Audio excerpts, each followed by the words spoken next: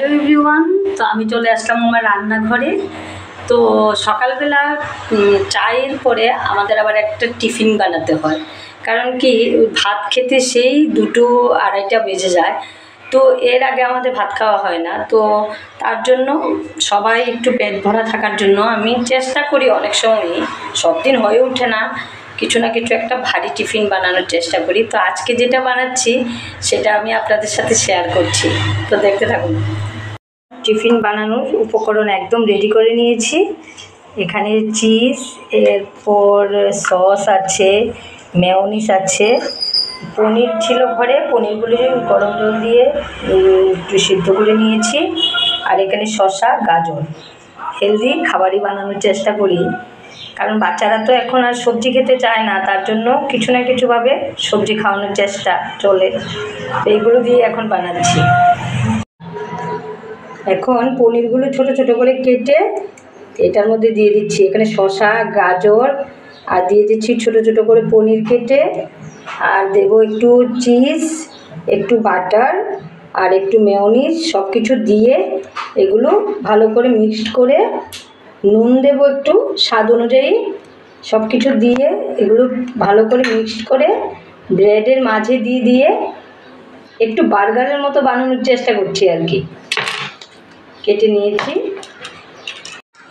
তো আমি চিজগুলো এমন করে ছোট ছোট করে কেটে নিচ্ছি, তাহলে সবগুলোতে একসাথে মিশে যাবে।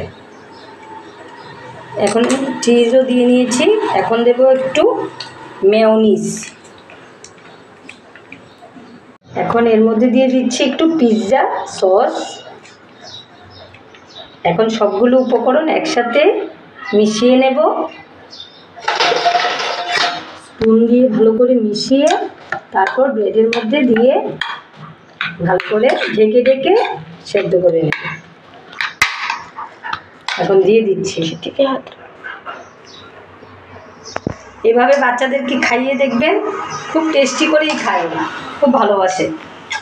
কি বানাবো, প্রত্যেক দিন টিফিন কি প্রত্যেক দিন বানানো যায়? ওই এমনই করি আমি।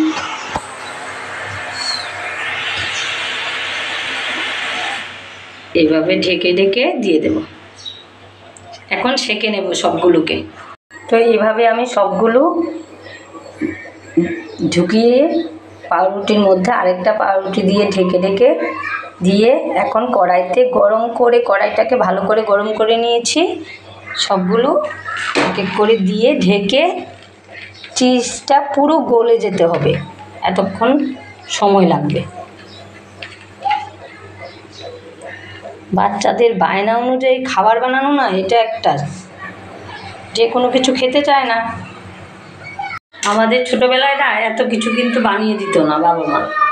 মা বলতো দুধ মুড়ি আছে খেয়ে নে, দুধ চিড়ে খেয়ে নে, যা কিছু পাউরুটি দিয়ে দুধ দিয়ে খেয়ে নিতাম।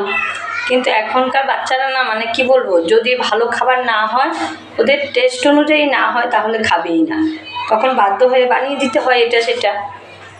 তো আমি চেষ্টা করি, আমি ঘরের উপকরণ দিয়েই কিছু কিছু জিনিস বানিয়ে দেওয়ার চেষ্টা করি, তো এইগুলোই টেস্টি করে খেয়ে নেয়, এই আর কি চলে।